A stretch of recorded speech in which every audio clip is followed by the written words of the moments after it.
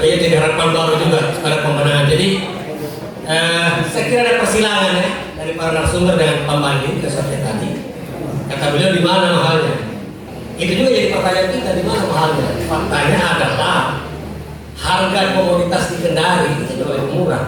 Fakta juga yang terjadi adalah banyak pelaku usaha bongkar muat, terutama hasil-hasil bumi yang dari daerah sekitar itu kemudian mengalihkan bongkar muatnya ke Kendari, ke Palu untuk Surabaya. Ini juga agak ini, apalagi Manado misalnya. Manado itu kan jarak distribusi dari Surabaya 2 kali lipat. Ditambah tidak turun di Manado, turun di Bitung Pak. Baru tracking. Inflasi di Kota Bogor ini memang lebih tinggi dari rata-rata provinsi dan nasional. Bagi saya dalam podcastnya Pak Tony, saya agak aneh karena kita ini simbol perayaan nasional yang mestinya itu lebih. Karena kalau inflasi berarti ada pasokan yang tidak lancar. Saya kira silakan kita kembali ke floor. Mungkin ada persoalan-persoalan yang bisa dikemukakan, identifikasi masalah yang kita hadapi. Kalau tadi soal tarif TKBN ya. Karena aturannya itu kan itu harus antara Kadin dan TKBN dan BUMN harus sebagai regulator menangani. Nah kita melihat bagaimana prakteknya di pelabuhan karena kepastian usaha itu penting bagi pelabuhan, kepastian ya, harganya pasti penting bagi pengusaha. Saya kira saya persilakan langsung dari Pak Eli dulu, Pak Eli dulu barangkali Pak. Today point Pak, waktunya terbatas. Pemateri yang saya hormati dan saya hormatkan, kawan-kawan peserta yang saya hormati. Tahun 80-an dan awal 90-an orang Kendari itu belanjanya di bawah gitu. Itu pelabuhan kita masih sederhana sekali. Begitu pelabuhan kita mewah ya, orang sudah kita bawa justru belanjanya sudah di Kendari gitu. Ini kan sangat ironis kita sebenarnya ya. Mestinya begitu infrastrukturnya bagus, mestinya perekonomian daerah itu menjadi lebih efisien, tapi justru ini paradoks sekali. Yang pertama, yang kedua, ya saya heran ya, TKBN itu negara, nggak bisa diintervensi. Masa pemerintah daerah membiarkan TKBN mempermainkan harga seperti itu? Mana tidak kok daerah Pemkot tidak bisa mengintervensi itu? Sepertinya TKBN itu sebuah negara yang tidak bisa diintervensi oleh pemerintah. Sementara ini menjadi salah satu biang persoalan yang membuat harga itu tinggi. Kemudian biaya kontainer, ya. Kemudian biaya tambang ini tadi disampaikan oleh salah satu pemateri bahwa ini menjadi salah satu persoalan tingginya biaya ekonomi high cost kita di bawah gitu. High cost global itu juga membuat ya investasi juga orang menjadi tidak terlalu bagus. Kenapa? Kalau sebuah daerah itu high cost ya, maka investasi itu juga orang tertarik buat apa investasi high cost. Kira-kira seperti itu. Nah saya sebenarnya menyoroti peran pemerintah di sini. Kalau tidak salah, ada Perda nomor 1 tahun 2020 tentang pembentukan Perumda Polima. Salah satu di dalam itu sudah dijelaskan apa kewenangan Perumda itu adalah mengelola kawasan pelabuhan. Saya kira ini sudah jelas, ada instrumen hukumnya, kita sudah punya legal standing, pemerintah sudah punya legal standing, tapi kok nggak intervensi? Nah ini sebenarnya kita butuhkan komitmen dari pemerintah mengintervensi ini. Intervensi itu biaya. Saya kira begini Pak, biaya itu ya kita tidak bisa sepenuhnya mengikuti mekanisme pasar. Kalau mekanisme pasar itu kemudian sudah mengganggu masyarakat, mengganggu perekonomian daerah, pemerintah turun dong. Pemerintah memiliki regulasi, pemerintah memiliki otoritas. Kalau pengusaha kontainer yang bikin main harga, tegur dia, ya. Kalau dia tidak mau, cabut izinnya. Pemerintah Pak punya otoritas seperti itu. Kasih masuk kontainer yang lain yang bisa efisien di bawah. Saya kira ini peran pemerintah, ya. Nah, kebetulan beliau-beliau yang ada di depan ini menjadi calon wali kota. Mudah-mudahan kalau jadi wali kota nanti bisa mengintervensi ini. Ya. Kenapa? Pak, bicara perekonomian Pak, tidak bisa kita kemudian keluar dari pemerintah. Pemerintah mesti intervensi. Kalau nggak, buat apa gunanya pemerintah? Nggak ada gunanya pemerintah kalau membiarkan itu semua terjadi. Nah saya sekedar merefleksi itu karena kalau ini dibiarkan, maka bobo makin lama akan menjadi mahal. Gitu. Nah siapa yang merasakan? Masyarakat Pak. Gitu. Padahal kita daerah perdagangan dan kita daerah perdagangan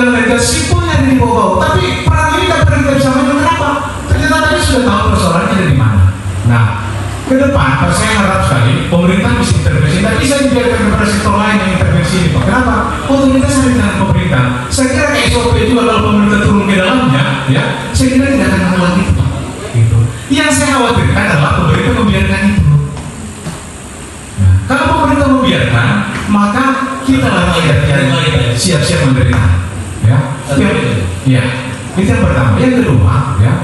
Saya kira kalau mau dipisahkan pelabuhan barang dan pelabuhan penumpang, ya, ini juga salah satu strategi yang bisa dilakukan, ya. Tapi tidak hanya itu, Pak. Tata kelolanya yang perlu kita perhatikan. Mau dipisahkan atau mau disatukan, pada akhirnya siapa yang bisa menjamin bahwa ini bisa baik ke depan? Kalau mau dipisahkan, Pak, nggak bisa. Kalau mau dipisahkan, nggak bisa kita kemudian bergabung di dalam satu kawasan di sana. Bayangkan, Pak, kalau digeser ke bagian Batu sini, kemudian itu menjadi pelabuhan kontainer. Betapa padatnya bau-bau ini ke depan, Pak. Apalagi kemudian bau-bau ini kan menjadi penyangga dari daerah sekitar kita.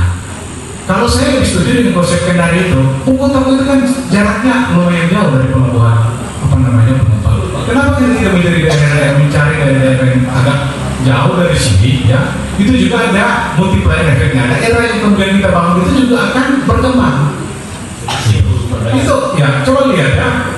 Depot Pertamina yang sekarang dibangun di sana sebagai apa namanya depot gitu, ya, menjadi instalasi objek vital negara. Itu bisa dirikan. Kenapa pelabuhannya bisa?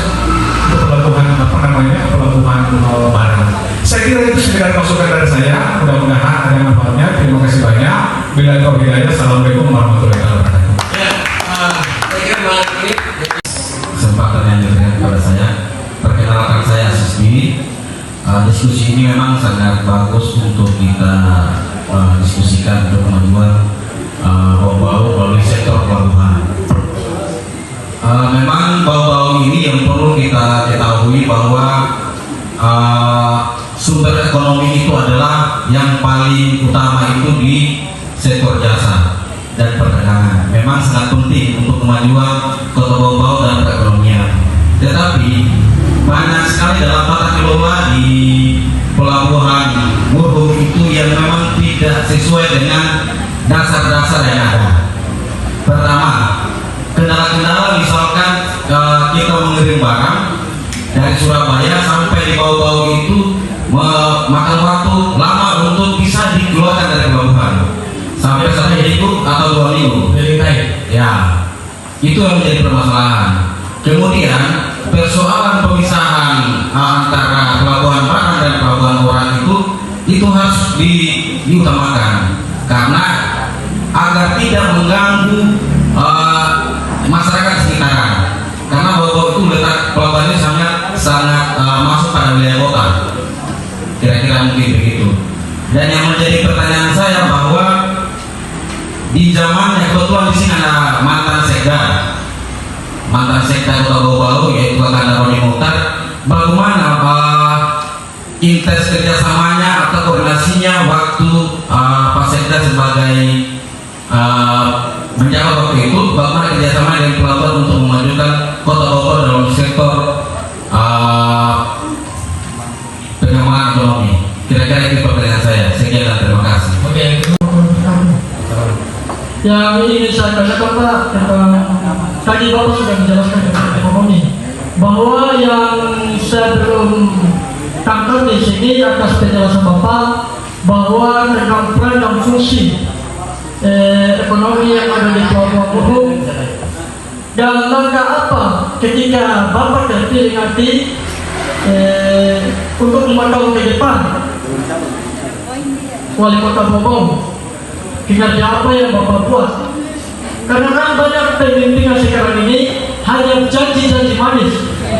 Bahkan itu pemerintah tidak turun bahwa permasalahan yang pertama yang kita dapat waktu di Pertamina, banyak kecurangan yang ada di bahwa ada pihak-pihak oknum yang telah mempermainkan para antrian subsidi itu, Pak.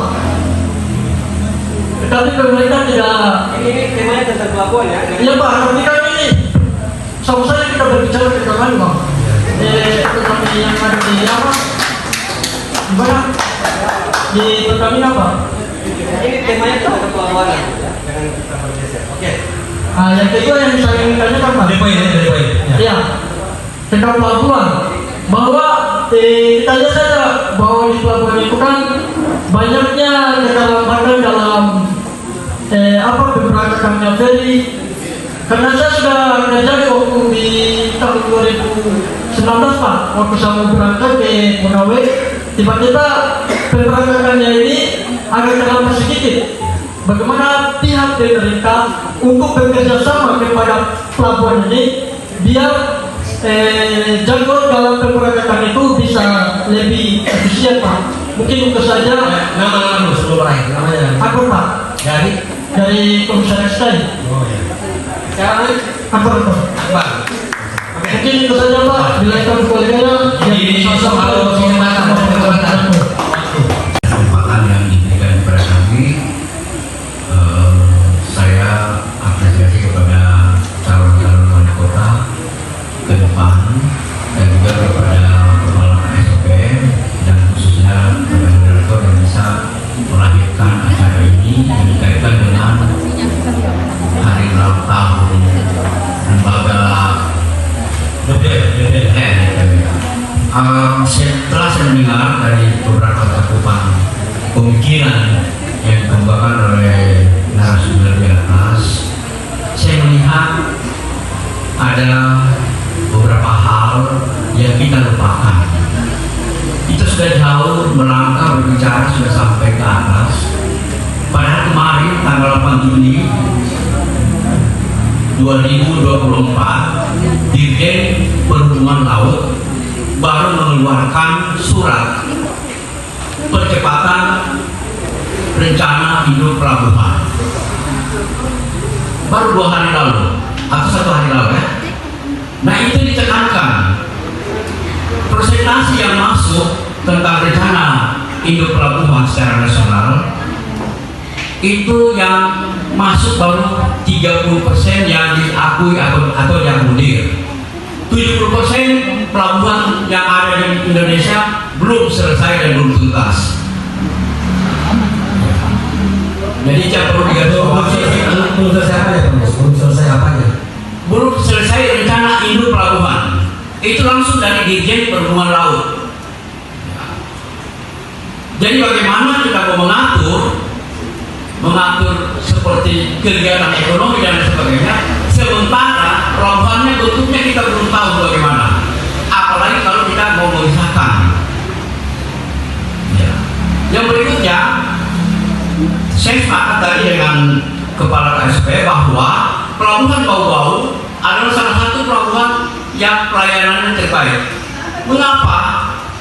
Karena pelabuhan di Nusantara hanya ada 6 pelabuhan yang masuk kajian khusus di Indonesia ya. Surabaya, Jakarta, Batam, termasuk pelabuhan Berhum. Oleh sebab itu, dialog kita ini sangat penting sekali. Dan bagaimana kita atur itu yang begitu rumit persoalan-persoalan di pelabuhan, mulai dari kos, biaya tambah, mulai dari pemaparan Pak Dr. Sangren tadi tentang perbandingan pelabuhan baik dalam negeri maupun luar negeri, kemudian Pak Roni Muhtar, betul diperlukan sebuah kajian. Mungkin saatnya ini Pak KSP, saya tidak tahu KSP Kota Bau-Bau ini sudah melakukan usulan kepada Kementerian Perhubungan dalam hal ini SIU atau UB Dirjen Perhubungan Laut. Karena kemarin sudah ada instruksi khusus 8 Juni kemarin. Saya kira untuk sementara saya sampaikan, mudah-mudahan mari kita semuanya agar menjadikan pelabuhan ini, apakah kita memperbesar pelabuhan itu dengan model vertikal, apa lantai 2, lantai berapa, atau kita harus pindahkan di pelabuhan.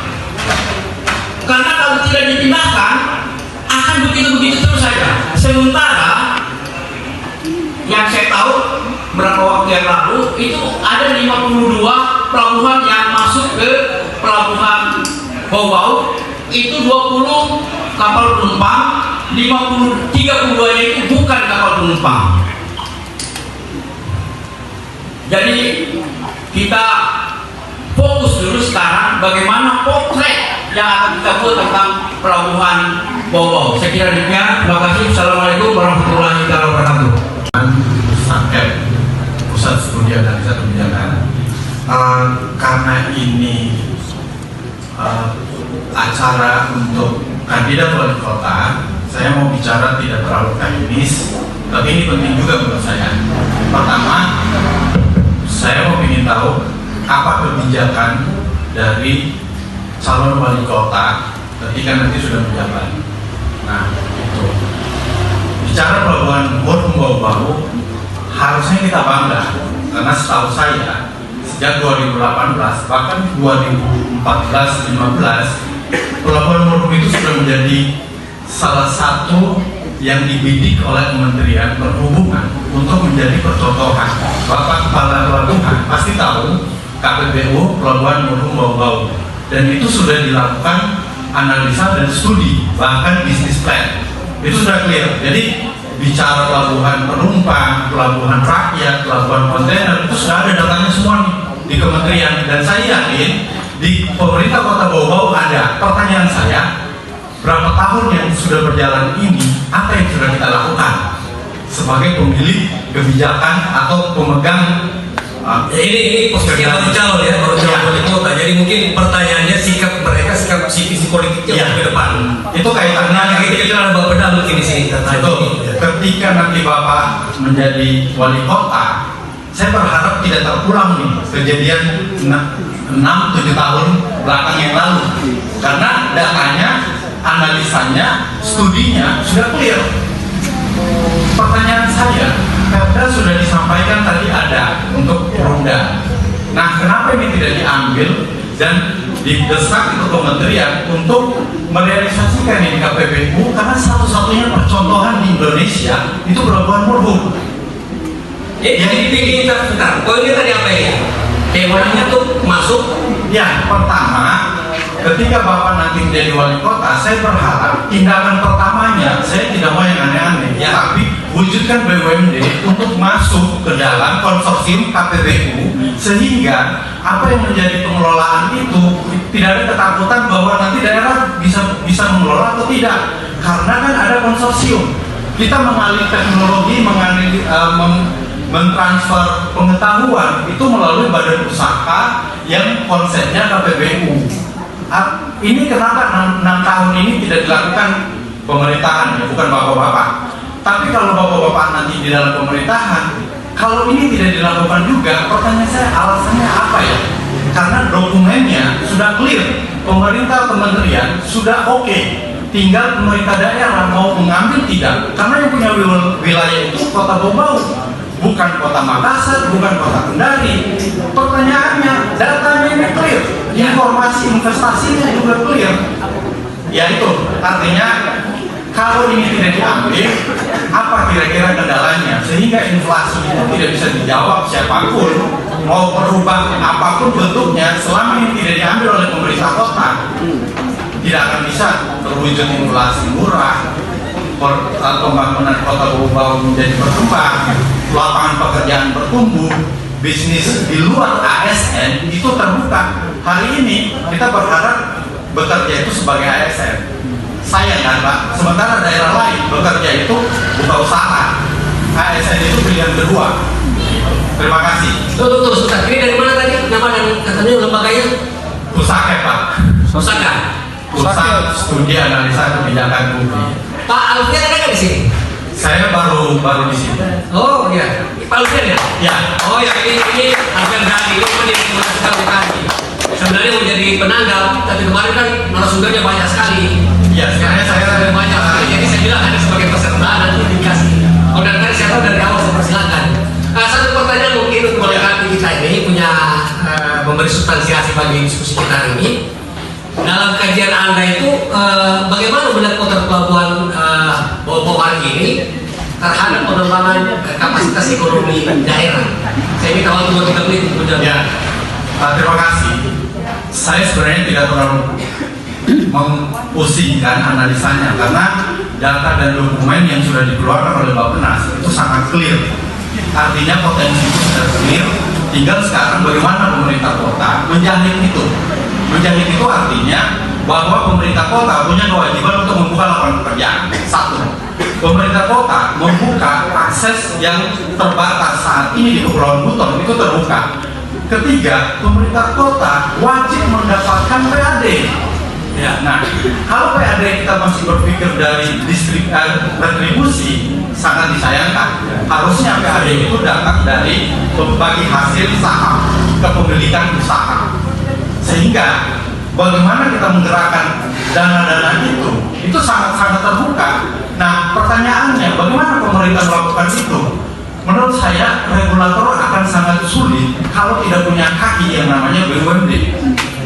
Itu sangat-sangat signifikan. Saya bercerita ini karena saya punya pengalaman ikut terlibat di BUMD Provinsi Jawa Timur. BUMD ke pelabuhan. Kita masal, tapi kebetulan kami holding itu membawahi properti, membawahi pelabuhan yang kita kerjasama dengan Singapura di Lamongan. Itu yang namanya Sorbis Lamongan. Nah, itu murni BUMD yang bergerak. Pemerintah mendukung kami sebagai regulator. Apa dukungannya? Salah satunya perda-perda yang memang berpihak kepada apa yang menjadi tujuan pemerintah itu sendiri, membuka lapangan pekerjaan, membuka akses ekonomi, dan meningkatkan infrastruktur. Nah, pertanyaan Bapak tadi, kalau ditanya bagaimana caranya, ya menurut saya tahap pertama, suka atau tidak suka, kita pemerintah daerah harus punya kaki, dan kaki itu yang legal dan punya posisi yang jelas, itu adalah badan usaha milik pemerintah kota. Dari situlah kita mulai bergerak, apa yang bisa kita ambil dari potensi ekonomi dan apa yang bisa kita tumbuhkan untuk membuka lapangan pekerjaan. Kira-kira begitu Pak, terima kasih. Ya, makasih. Unsur atau mungkin pelabuhan menjadi salah satu penyumbang inflasi. Perlu Bapak-Bapak ketahui, saya juga dari kalangan buruh pelabuhan, dan tadi sudah Pak Yusudin sudah menyinggung sebenarnya berapa sebenarnya biaya tarif pelabuhan. Kemudian kalau menyangkut masalah tambahan, kalau kita melihat di PP 15 tahun 2016 itu Rp70 Pak untuk tambah Pak, Rp70 per GP per hektar. Jadi itu alangkah murahnya dibanding kalau misalnya kita coba-coba mengacu ke pelabuhan-pelabuhan yang sudah dikelola oleh ketiga. Kemudian kita di sini fokus pada penguatan masalah pelabuhan, tapi kita lupa bahwa ada potensi usaha yang harus kita lakukan. Kemarin kami ikut musrembang, kebetulan pematerinya dari Menko Marves, klaster PDB sektor maritim kita itu terkecil dari sektor industri perkapalan dan galangan. Nah, kita sebagai negara daerah kepulauan, kenapa kita tidak mencoba menangkap itu? Ya, kita tidak boleh hanya berkutat pada persoalan-persoalan yang ada di pelabuhan, tetapi seharusnya usaha-usaha yang mendukung aktivitas daripada pelabuhan itu sendiri. Perlu Bapak-Bapak ketahui bahwa penggalan kapal kita itu tidak pernah kurang dari 4.000 per tahun. Tidak pernah kurang. Bahkan di tahun 90-an itu kami pernah mencatat hampir 11.000 kapal yang masuk di pelabuhan-pelabuhan. Kita perlu refresh kembali bahwa sebenarnya ada potensi yang kita lupakan. Bicara masalah inflasi, saya kira kalau misalnya ini semua kita hidupkan kembali, kita hidupkan industri-industri menunjang aktivitas daripada pelabuhan itu sendiri, saya kira ini akan menutup semua kos-kos yang akan dikeluarkan oleh masyarakat. Karena klaster PDB dari sektor maritim itu hanya 0,69%. Sementara sektor masalah klaster PDB menurut dari Menko Marves kemarin waktu rapat itu kita hanya menyumbang 0,69 secara nasional ya, karena kita bicara dalam konteks Indonesia sebagai negara poros maritim dan konsep bahwa ke depan itu kita bisa mengambil sebagai hak maritim, mengingat kontur geografis wilayah kita dan juga dilalui oleh Alki 3, kawasan Alki 3 yang mana potensi kita ini kita betul-betul harus mengambil peran dalam hal ini, sehingga jangan kita hanya berkonsentrasi pada apa yang terjadi di pelabuhan. Bukan kami menafikan hal ini, tapi kalau misalnya kita mau melakukan juga kajian, sebenarnya penyumbang inflasi itu apa sebenarnya penyebabnya? Karena kalau bicara buruh, saya tahu betul. Tadi pagi kami sudah berkumpul dengan teman-teman buruh, saya sudah sampaikan, jangan, dan saya tidak mau ada. Saya mau tanya soal ini ya Pak. Itu tarif angkut di sana itu memang kesepakatan TKW dan Kadin dan diterangkan di Pemda sebagai operator. Untuk kesepakatan itu salah satu poin yang dianggap paling kami menggunakan metode tripartit Pak. Jadi dalam hal ini dari Pelabuhan yang sebagai pembina, kemudian kami dengan pengguna jasa dalam hal ini apakah itu BBM melalui APBMI dan juga teman-teman di Kadin. Untuk tarif Pak, saya kira bisa kita kaji Pak. Daftar tarif yang sudah kami sepakati untuk kargo handling itu hanya 28.000 Pak per ton atau per meter kubik. Beda kalau misalnya untuk stripping stabbing Pak. Ini stripping stabbing sebenarnya kita harus punya solusi Pak. Karena memang di situ karena menggunakan tenaga betul-betul tenaga nasi istilahnya Pak. Karena hanya otot yang digunakan. Ada komponen barang yang memang sangat-sangat sulit untuk di-handling dan tidak bisa menggunakan hanya 10 orang tenaga Pak. Manual Pak pekerjaannya itu. Seperti kayu kelas A3 itu ukurannya 1 meter kali 1 meter, panjang 5 meter. Itu tidak mungkin Pak. Saya kira di situ terjadi nego. Dan apa yang disampaikan oleh Pak Haji Sudin tadi itu benar Pak. Tarifnya itu antara 200 sampai 400 ribu. Itu dalam satu kontainer Pak. Kalau kayu Pak bisa isi sampai 15 kubik Pak. berapa yang didapat oleh guru. Saya kira ini perlu kita kaji bersama. Sebenarnya saya selalu masalah soal kayak begini. Saya tahu. Iya, Pak Inal. Saya kira jadi kami tadi juga menyampaikan ke teman-teman kalau kita mau saya juga pasti pedagang ikan pakai kontainer saya tahu. Baik, Pak Inal. Ini bentuk sharing kita. Jadi saya juga sudah tekankan ke teman-teman guru, tolong jangan pernah melakukan sesuatu yang menyebabkan pengusaha itu berpindah ke tempat lain. Karena fenomena yang terjadi, kami kemarin baru berjalan dari Kendari ke Bawah Kendari, memang ada upaya tracking. 60% pangsa buatan kita itu Pak, itu berasal dari Pulau Muna dan Buton Utara. Nah sekarang yang di Buton Utara ini ada kecenderungan membawa barangnya, apakah itu kayu, kopra, melalui labuan untuk seterusnya ke Kendari. Karena memang secara infrastruktur Pak, alat penunjang luar biasa memang di Kendari. Kita di bawah ini mau ke barat susah, untuk pengembangannya mau ke timur juga susah. Mudah-mudahan akses yang dijanjikan oleh pemerintah daerah berupa akses keluar masuk untuk pergerakan kontainer Pak, itu bisa realisasi dan sehingga aktivitas pergerakan penumpang, karena kita lebih prioritas ke penumpang, itu bisa berjalan. Harus kita tahu bersama bahwa dari 120 pelabuhan pantai di Indonesia, bawa-bawa masuk ke 8, kita di atas Makassar Pak, untuk pergerakan penumpang. Ini yang perlu kita tangkap. Kira-kira dengan begitu banyaknya pergerakan penumpang, sektor jasa apa yang kita akan siapkan untuk mereka supaya bisa mendatangkan atau menyumbang pergerakan ekonomi di pelabuhan. Saya kira itu Pak. Terima kasih. Assalamualaikum warahmatullahi wabarakatuh.